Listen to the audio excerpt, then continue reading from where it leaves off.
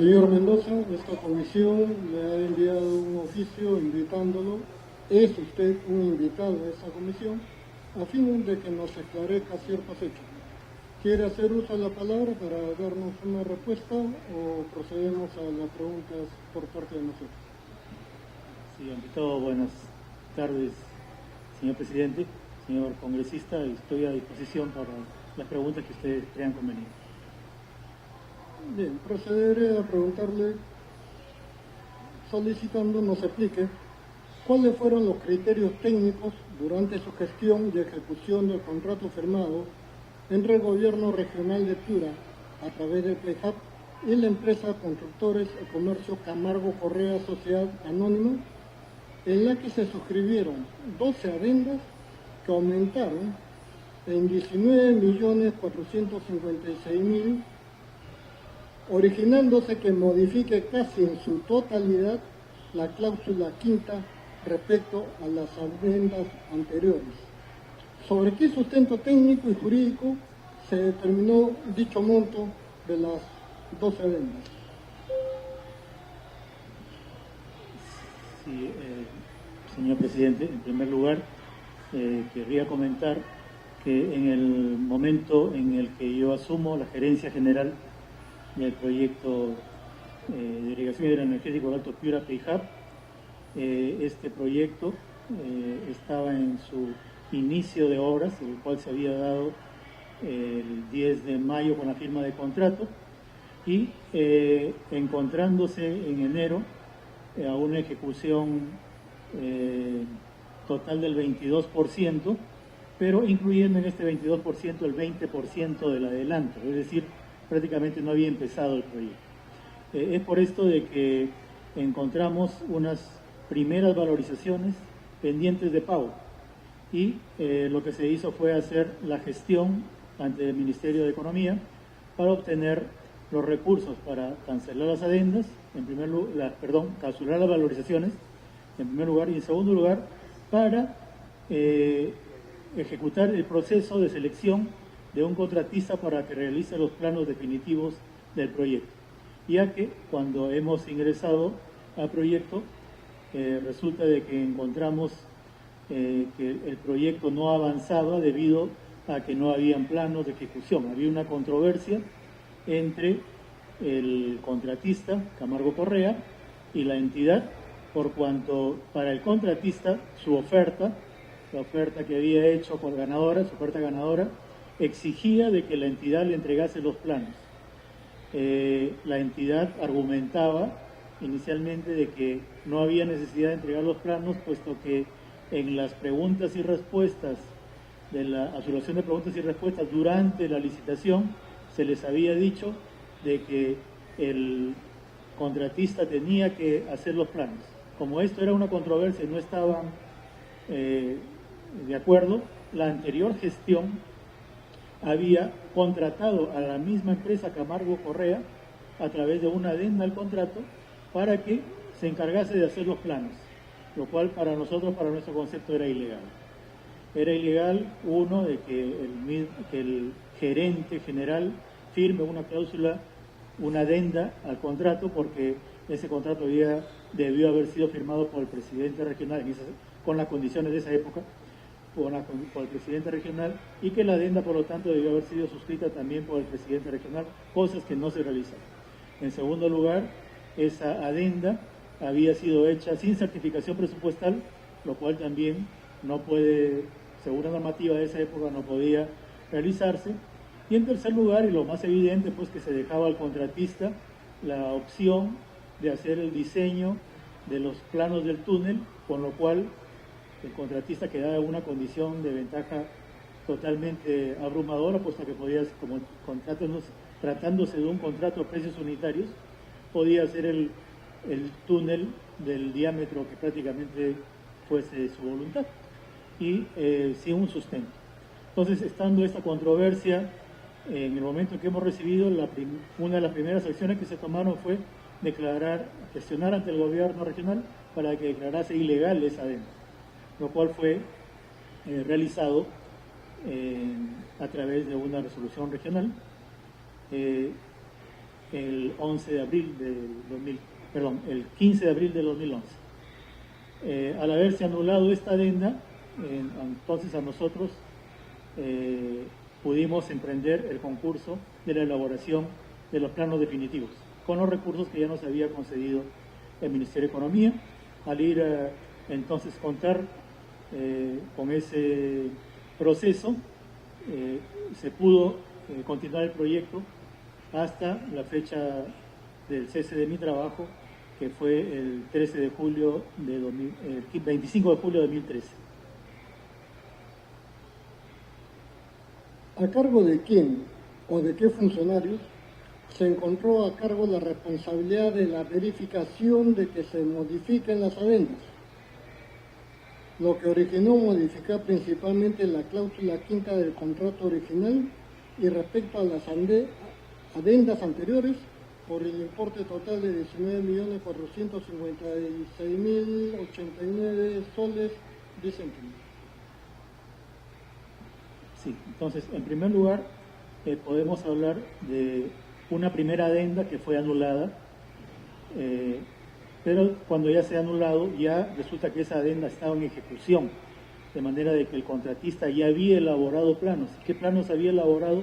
Había elaborado los planos de los caminos de acceso hacia las obras, había elaborado los planos de los campamentos. Entonces todos esos planos y todos esos trabajos estaban ya en ejecución. Al anular la adenda, esos trabajos ya estaban terminados y faltaban los planos del túnel, que eso fue lo que se encargó con el nuevo proceso. Las adendas que se produjeron desde la 1 hasta la 9 durante mi gestión fueron adendas motivadas justamente por la falta de planos, ¿no? Al no existir planos, todas las partidas de precios unitarios que se habían presentado en la propuesta ganadora eran partidas sin sustento. ¿En qué sentido? En que el metraje no tenía sustento en planos, sino el metraje era un metraje arbitrario puesto de manera aproximada. Entonces, en el momento que empezaba a realizarse ya la obra, resulta que en primer lugar se contaba ya con planos, en segundo lugar ya con metrados. Entonces los planos de caminos de acceso, por ejemplo, podían indicar variaciones, tales como cambiar el trazado, tales como algunas obras de arte no existentes, como cunetas, alcantarillas, etc. Y en segundo lugar, los metrajes, como le decía, ¿no? Una cosa es hacer metrajes sin planos y otra cosa es ajustar los metrajes a los planos cuando ya los planos están existentes. Entonces, todos estos adicionales, todos estos primeros 9 adicionales se refirieron a eso, a ajustes del expediente original debido a la deficiencia de planos de construcción. Como parte de sus funciones, el literal U del artículo 16 del Manual de Operaciones del PEJAP señala que corresponde al gerente general dar cuenta al Consejo Directivo y al Gobierno Regional de las acciones realizadas en el cumplimiento de sus funciones. En este sentido, ¿comunicó usted al Consejo Directivo y al Gobierno Regional sobre el incumplimiento de la ejecución del proyecto dentro de los plazos establecidos? ¿Qué opinión emitieron el Consejo Directivo y el Gobierno Regional respecto al informado por usted sobre el proyecto PEJAP? Sí, siempre, presidente. Entiendo que se refiere al primer contrato con Camargo Correa. Sí, efectivamente, durante mi gestión, todos los meses se emitía un informe. Ese informe lo he emitido al Consejo Directivo, al presidente regional e incluso a miembros de este Congreso. Había una comisión que seguía el proceso y a ellos también le hice llegar esa información. ¿Puede explicar cuál es su vinculación con los exgobernadores César Reyes Lara, Javier Fernando Miguel Atkins Leroy y Reinaldo Adolfo Gilbert Guzmán? Sí, ninguna vinculación familiar. En todo caso tengo vinculación de amistad con Javier Atkins y con Reinaldo Gil.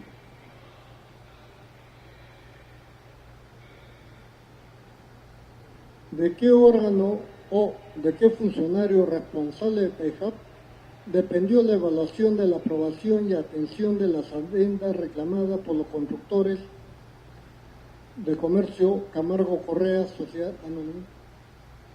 Sí, el proceso de elaboración y aprobación de adicionales partía de una propuesta del contratista. Esta propuesta del contratista era examinada y aprobada por la supervisión de la obra. La supervisión de la obra, a su vez, remitía esta propuesta aprobada a la gerencia de infraestructura de nuestra unidad ejecutora. La gerencia de infraestructura hacía la revisión técnica tanto de la parte de ingeniería como de la parte económica.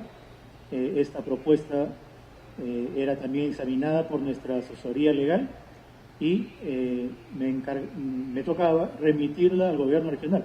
En el gobierno regional era igualmente revisada por la asesoría legal y pasaba al gobernador, quien en ese tiempo presidente regional daba su aprobación.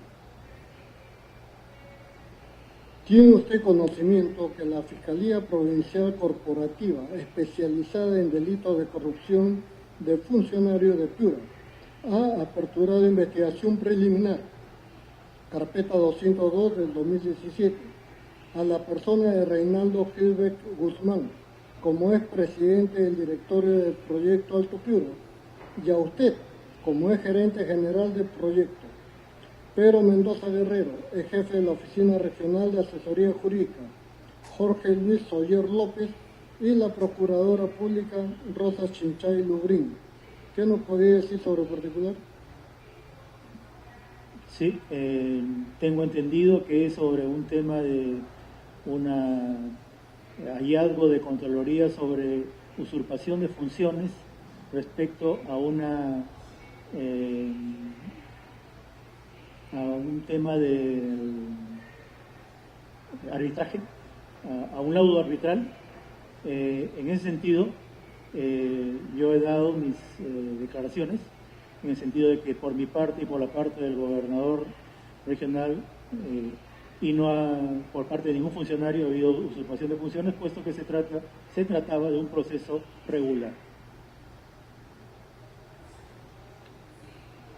Señor Mendoza, solicito su comentario con respecto a que efectúe usted coordinaciones documentarias con el ex gobernador regional, Reinaldo Gil, señor Marco Tulio Vargas Treyes, el gerente general de proyecto, Pedro Pingo Serrano, gerente de obras y supervisión, Luis Enrique Núñez Arias, es procurador ad hoc en procesos arbitrales, además de los miembros del Consejo Directivo, entre ellos el mismo Luis Enrique Núñez Frías, Niña Edelmira Helera Frías, Juan Estrada Espinosa, Manuel Núñez Payela y Félix Campos Herrera, sobre los contratos de ejecución y supervisión, ejecución de contratos, adendas, procesos arbitrales, liquidaciones en ejecución de la obra,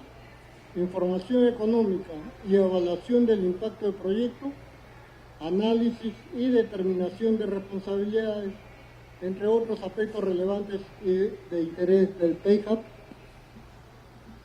Sí, los aspectos que usted me menciona han sido todos analizados y evaluados dentro de las sesiones de directorio, como constan en las actas respectivas. ¿Cuenta usted con documentación que podría sustentar o ampliar o corroborar lo expresado en esta sesión? De ser así, o si pudiera conseguirlo, se lo agradeceríamos para que usted lo remita a esta comisión y podamos manejarlo a través de la Secretaría Técnica. Se lo agradeceremos. Sí, cómo no, encantado. Le estaré enviando la documentación que sea necesaria para respaldar y ampliar la información que es necesaria para esta comisión. Hace uso de la palabra el señor congresista Hernando Cerro. Muy buenos días, señor Mendoza. ¿Podría usted decirnos qué cargos ha ocupado y de qué fecha a qué fecha, por favor?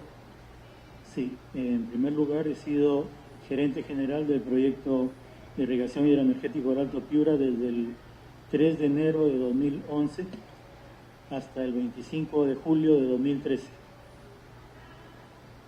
Después he sido consejero, o sea, miembro del consejo directivo del proyecto desde el 25 de julio de 2013 hasta el 31 de diciembre de 2013. Y por último he sido presidente del consejo directivo desde el 1 de enero de 2015 hasta el 31 de diciembre de 2018.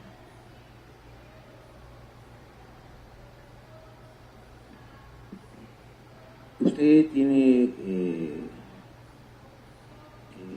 fecha de la paralización del proyecto donde estaba trabajando Ibrahim Sastaldi, el proyecto del Alto Piura? ¿Cuándo paralizó?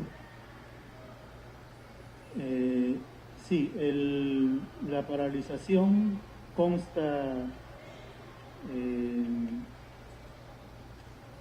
disculpen.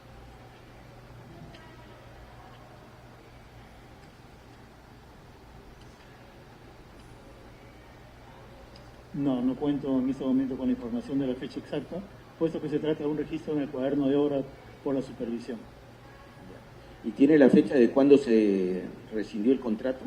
Sí, la rescisión es el 23 de octubre de 2018.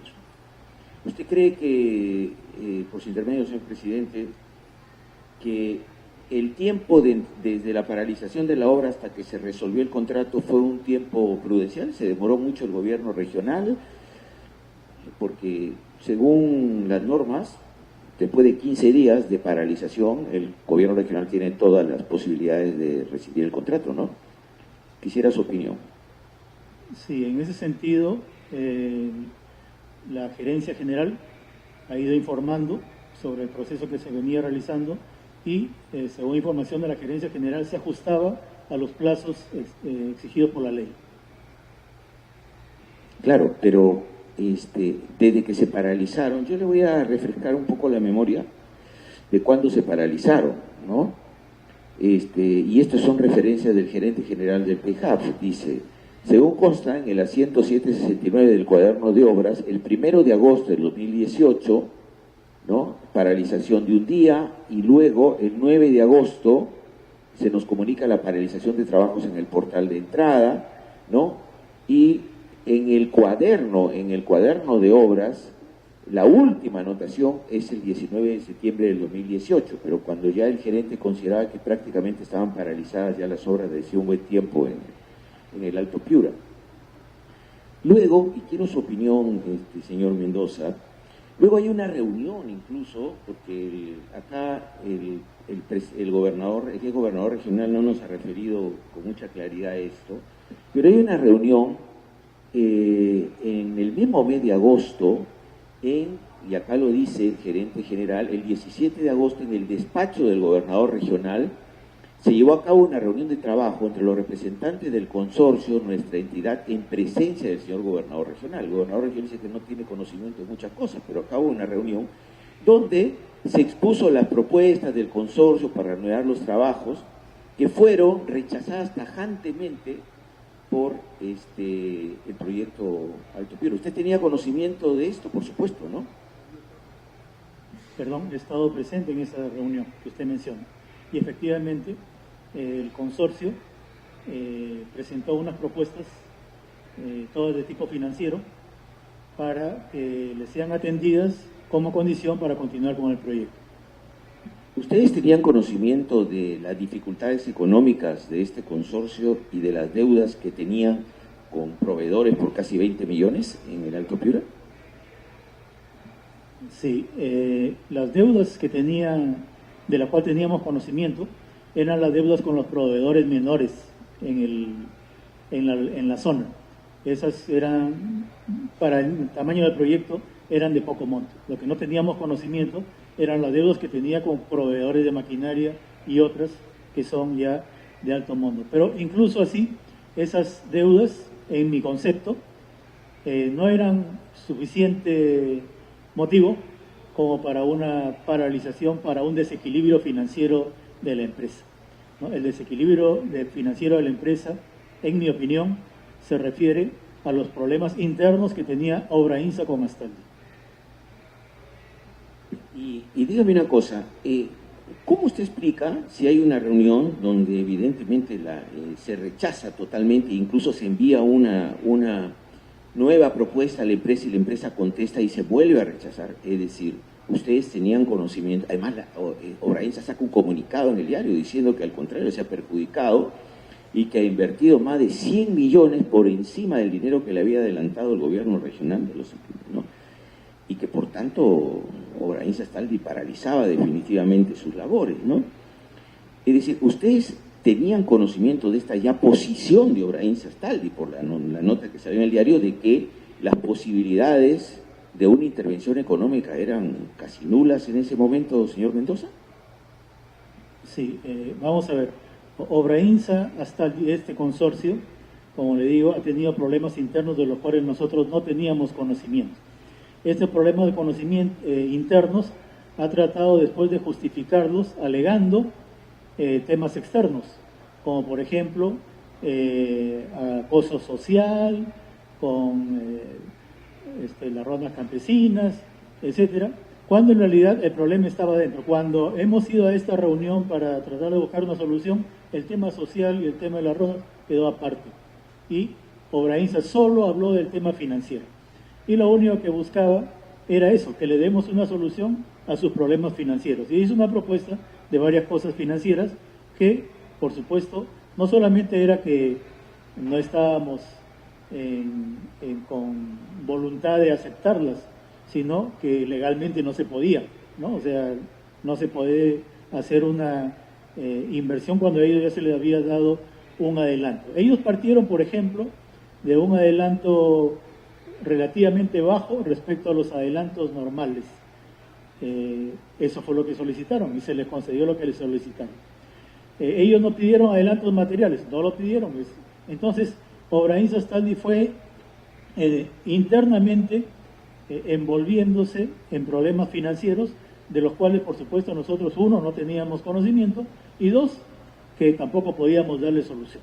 Entonces, comienza el tema de manejo de la opinión pública contra los funcionarios del proyecto, en el sentido de que acusar al gerente general de ser quien está, que no le reconoce las ampliaciones de plazo pedidas, que era el responsable de los problemas sociales, etcétera.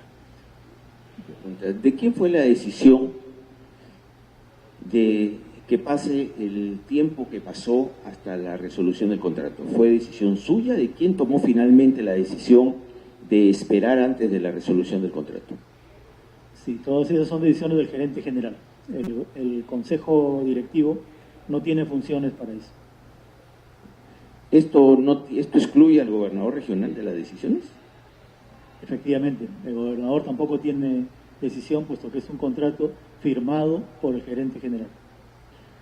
Ya, bueno, pero hay una decisión política en esto, ¿no? O el gerente general puede hacer lo que le da la gana y esto no tiene nada que ver con el gobernador regional. El gerente general ha estado comunicando tanto al consejo directivo como al gobernador sobre las acciones que él ha venido tomando, pero definitivamente son competencia absoluta del gerente general. ¿Ustedes han tenido reuniones con el gobernador regional para analizar las observaciones de Contraloría? Usted como presidente director le ha informado al gobernador regional: la Contraloría está observando tal cosa, piensa hay que tomar tales correcciones, o usted no hacía nada y el gerente general tomaba las decisiones? Sí, las observaciones de Contraloría llegan a quien corresponde. En este caso, si eran observaciones para temas de gerencia, llegan al gerente, no llegan al consejo directivo, ni tampoco llegan al gobernador. Llegan al gerente y es el gerente el que tiene que darle solución. ¿Y ustedes no tienen conocimiento de las observaciones de Contraloría? ¿Y no las conversan con el gobernador? Sí, por supuesto, tenemos conocimiento, pero las decisiones y la implementación de esas observaciones son toda responsabilidad del gerente. Claro, pero le pregunto lo siguiente. Ustedes han tenido reuniones con el gerente y el gobernador, donde se han enterado de cómo marchaba el proyecto, de las paralizaciones que tenía el proyecto, de los informes que ha emitido Contraloría, que no ha sido uno solo, de cómo marchaban los arbitrajes, de cuál era la actitud de la empresa. ¿Han tenido reuniones? ¿El Consejo Directivo ha invitado al gobernador y al gerente para conversar estas cosas?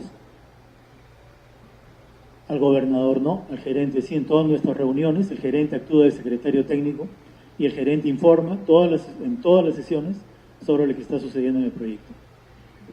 ¿Ustedes no se han reunido con el gobernador para informarle esto en sesión de Consejo Directivo? ¿O cuántas veces se han reunido? En sesión de Consejo Directivo no, con el gobernador nos reunimos una vez al año para revisar lo que va en el año. Informalmente tenemos reuniones permanentes, 1 o 2 veces por semana, entre el gerente, mi persona y el gobernador. Pero esas son, como le digo, informales. Ahí no hay documentos, ni solamente conversación para ver el avance de los temas.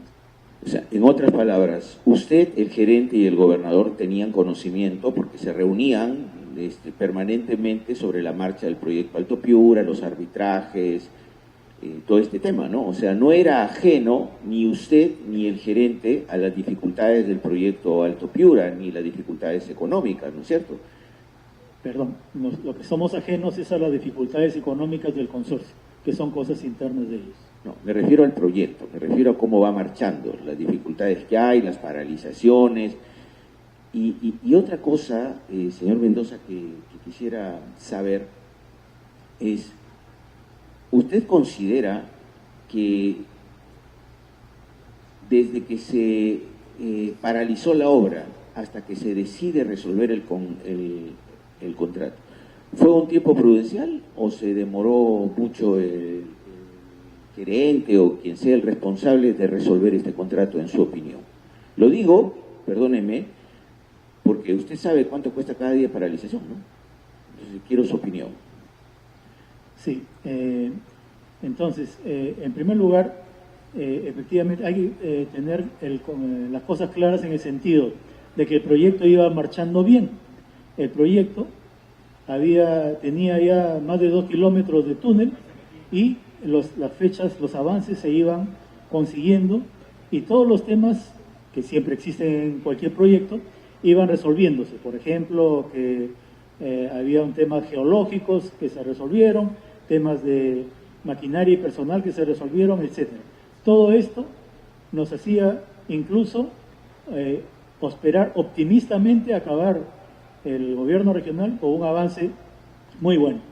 Sin embargo, subrepticiamente empezaron a ocurrir estas cosas de falta de pago a los proveedores locales, que empezaron a nosotros a causar alguna inquietud.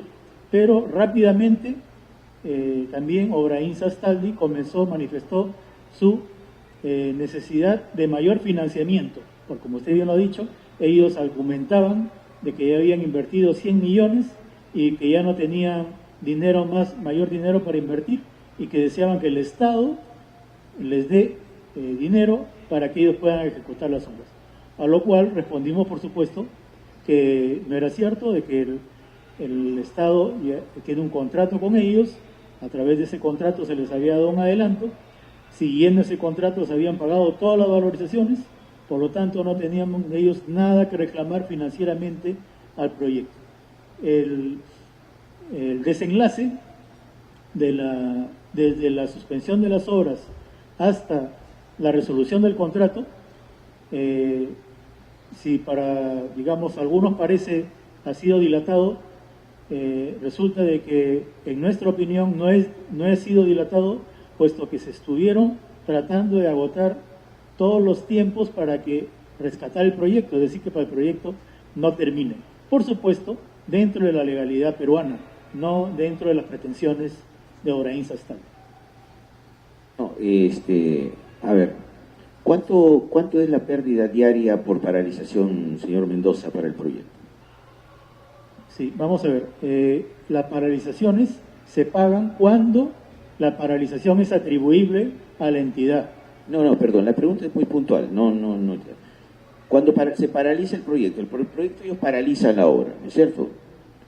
¿Cuál es el costo de un día de paralización cuando se paraliza la obra? No le he preguntado quién la va a pagar, cómo la va a pagar, sino cuánto cuesta eso. Por eso, o sea, eso no se puede determinar. O sea, el costo de paralización es una de dos. Está escrito en el contrato. Si es por responsabilidad de la entidad, hay una cantidad que se tiene que pagar diariamente. Eso es lo que le cuesta al Estado.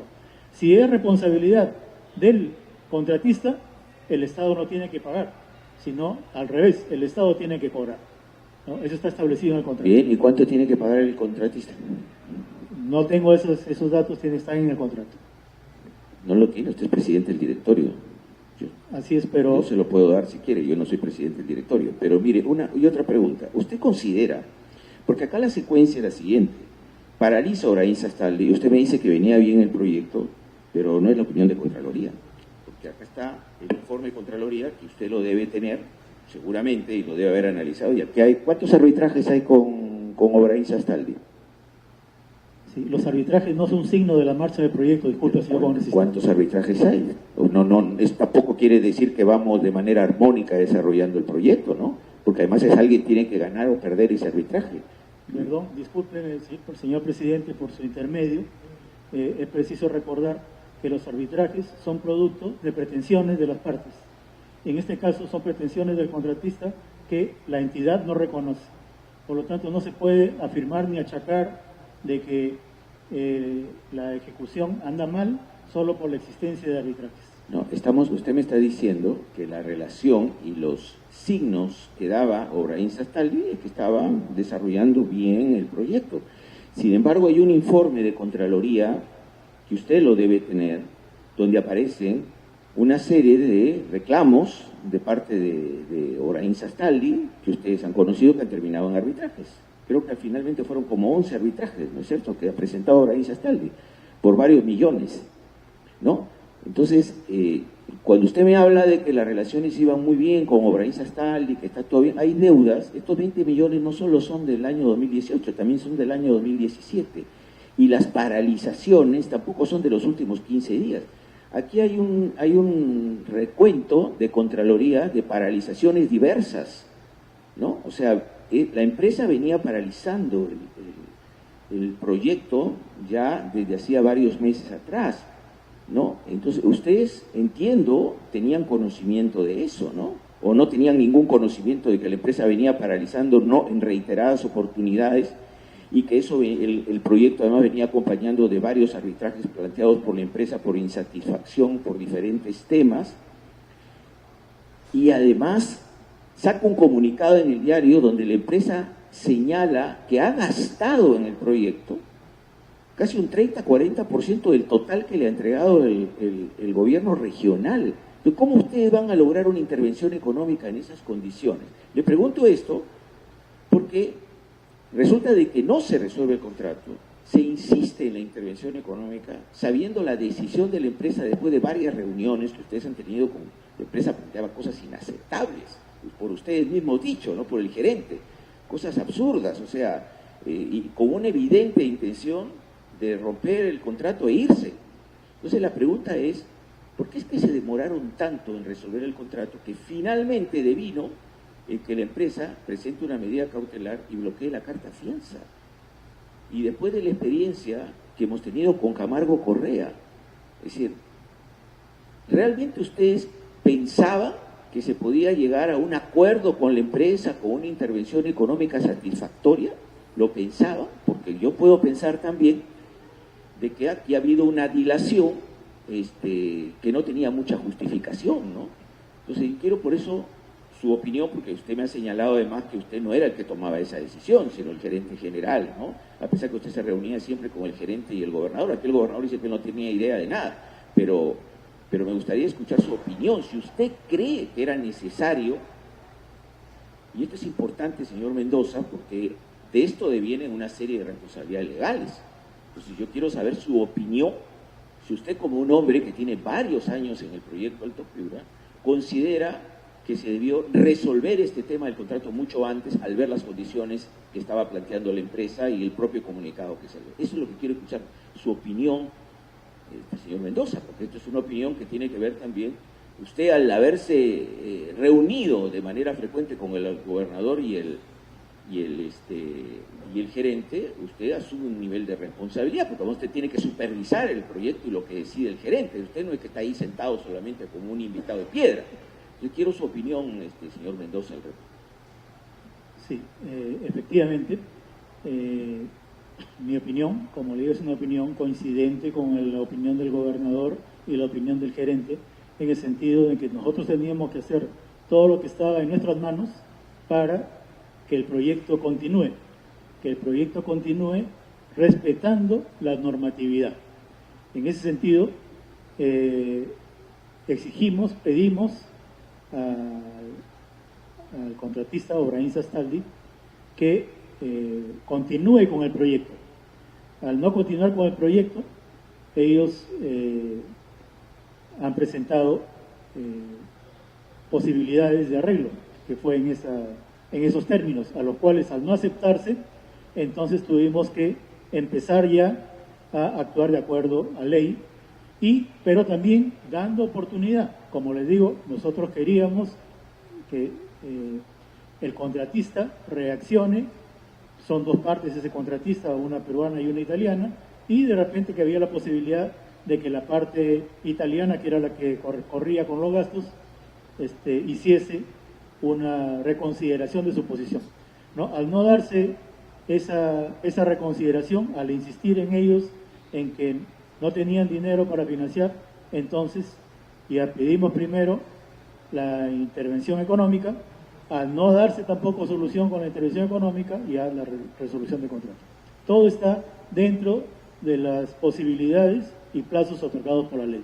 Claro, claro, lo que llama la atención es que las primeras reuniones, que fueron dentro de los primeros 15 días, después de que se paralizó de acuerdo al cuaderno de obra, era absolutamente contrapuesta la posición de la empresa con la del gobierno regional. O sea, y la empresa saca un comunicado que es insalvable desde el punto de vista financiero, y esto se manifestó. Entonces llama la atención que se haya prolongado el tiempo hasta que finalmente la empresa mete una medida cautelar y nos quedamos con la carta de fianza paralizada. Pero además, usted, como presidente del directorio, ¿sabe cuánto le pagábamos al consorcio supervisor hidráulico por día por cumplir estas funciones? Al consorcio supervisor hidráulico. Sí, ¿cuánto era el costo finalmente diario? No tengo Usted es el presidente del directorio, ¿conoce el proyecto Alto Piura de la noche a la mañana? Todos los datos del proyecto, es bien grande, no tengo que tener todos los datos. ¿Usted sabía que se le paga alrededor de 20.000 soles diarios? Al consorcio, está hablando del consorcio supervisor, al consorcio, por supervisar. Por supervisar. Así es. ¿Sí? ¿Usted tenía idea que más o menos son 20.000 soles diarios que se gasta el Estado? Sí, es probable, sí. ¿Sí? Ya, y este consorcio, ¿les alcanzó a ustedes algún informe o los alertó sobre las paralizaciones de las obras, sobre la falta de pago a trabajadores, de la liquidez de la empresa? Entonces, ¿les alcanzó algún informe a ustedes? Cada uno tiene sus funciones dentro también de la normatividad y dentro de los contratos. Hay un contrato con supervisión, así como hay un contrato con el contratista constructor. Y en ese contrato de supervisión están especificados qué cosa es lo que tiene que supervisar. No tiene que supervisar cosas sociales, el supervisor. El supervisor tiene que supervisar la ejecución de la obra. En ese sentido, la ejecución de la obra, como repito, andaba por buen camino. Pero, y si tiene que supervisar la ejecución de la obra, usted debe tener entonces, usted tiene un informe de esta empresa, ¿no es cierto?, donde le deben haber dicho, porque esto es importante, señor Mendoza, cuántas paralizaciones se generaron en el proyecto Alto Piura, qué generaron estas paralizaciones, porque eso tiene que ver con la marcha de la obra, ¿no? Ustedes tienen esa información, entiendo, y también la debe tener el gerente y el gobernador regional.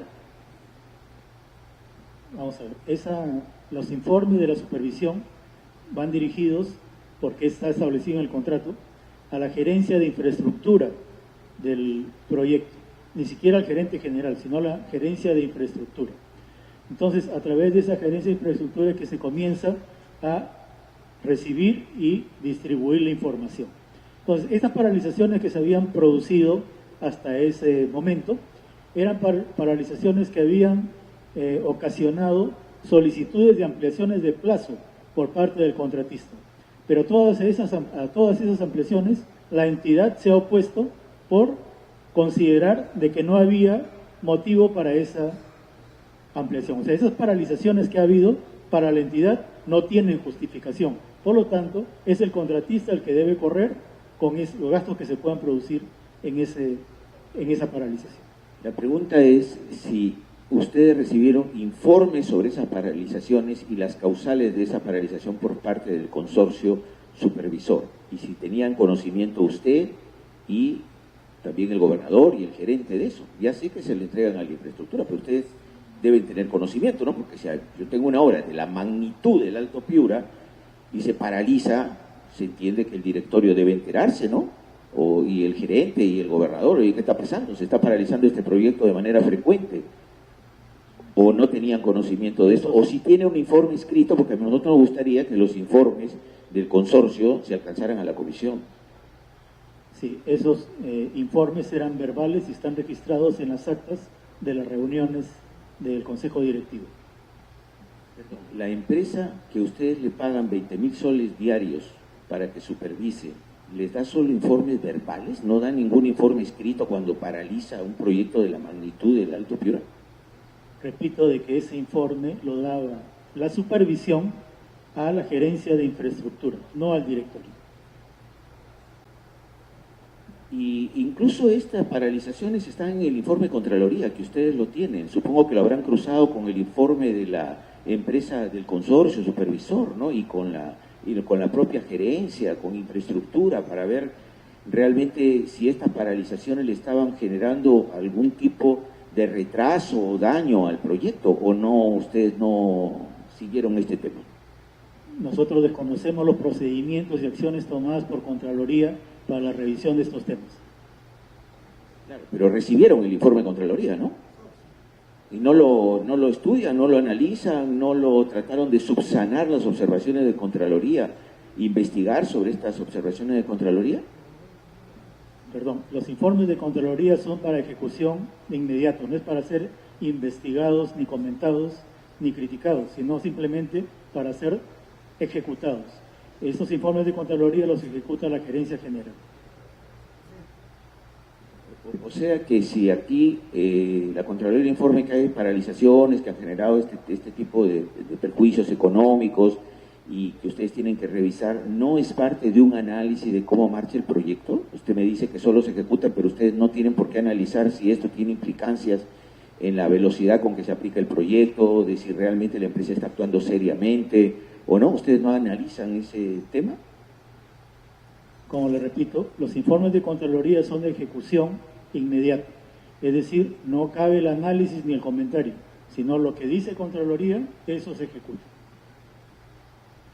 Señor Mendoza, dígame una cosa, ¿usted ha seguido el proceso de arbitraje con Camargo Correa desde su responsabilidad? Los procesos de arbitraje no los seguimos los funcionarios, los siguen los procuradores. Bueno, me refiero si usted ha tenido conocimiento, usted ha sido parte de un seguimiento, ya sé que usted no decide, pero usted en esa época, ¿qué cargo tenía? Cuando, por ejemplo, cuando se resolvió el arbitraje con Camargo Correa, ¿usted era presidente del Consejo Directivo de Alto Piura? Se refiere. Se definió el arbitraje, ¿no es cierto? El arbitraje que se hizo en Lima se define a favor de Camargo Correa. Usted ya era presidente del Consejo Directivo del Alto Piura. Efectivamente. ¿Usted tuvo conocimiento que el gobierno regional, o la Procuraduría, o el funcionario que sea, hubo deficiencias en la línea de defensa, que no presentó el gobierno regional un peritaje de parte? ¿Usted tuvo conocimiento de eso? No he tenido conocimiento. Lo que hemos tenido conocimiento es la resolución final. Ya. Y usted ha seguido, como presidente del directorio, estas intervenciones judiciales para tratar de que no se le pague todo este dinero por el arbitraje a Camargo Correa, ¿no? O sea, para que el gobierno regional Además, es lo que manifestó el gobernador, vamos a iniciar acciones legales para no tener que pagar este arbitraje. ¿Usted ha hecho seguimiento a estas acciones legales para no pagar de manera inmediata el arbitraje, para obtener algún tipo de resolución judicial favorable en alguna instancia? ¿Usted tiene conocimiento de esto? Sí, conocimiento, seguir el proceso, pero no tenemos ninguna injerencia, puesto que caeríamos hasta un delito, que se llama asunción de funciones. No me refiero a que ustedes tomen decisiones, pero usted como presidente del directorio puede seguir el tema, darle sugerencias al gobernador sobre cómo seguir, porque se tomaron decisiones. Por ejemplo, la decisión que se tomó fue finalmente que Obraín Sastaldi pudiera disponer de los 67 millones. Entonces, por eso es que usted, como presidente del directorio, no puede decir yo no tengo nada que ver en esto, porque por lo menos usted puede dar una opinión, usted por algo es presidente del directorio, hablar con el gobernador regional, darle su visión de las cosas, ¿no? ¿O lo hizo usted, señor Mendoza? Por supuesto, ¿no? Estábamos todos en un equipo de trabajo con el... Démelo, quiero ver su opinión sobre este tema. Sí, en ese sentido, ¿no? Con Obraín Sastaldi, en primer lugar, nosotros no nos preocupamos sobre los problemas internos de Obraín Sastaldi, nos preocupamos por el desarrollo del proyecto y era interés nuestro y personal de que el proyecto continuase.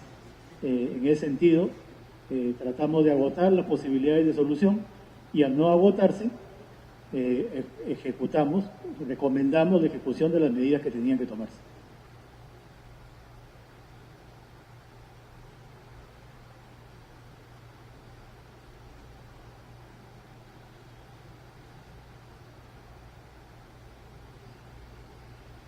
Agradecemos la presencia del señor Pedro Luis Mendoza Guerrero y le invitamos a retirarse cuando lo considere necesario.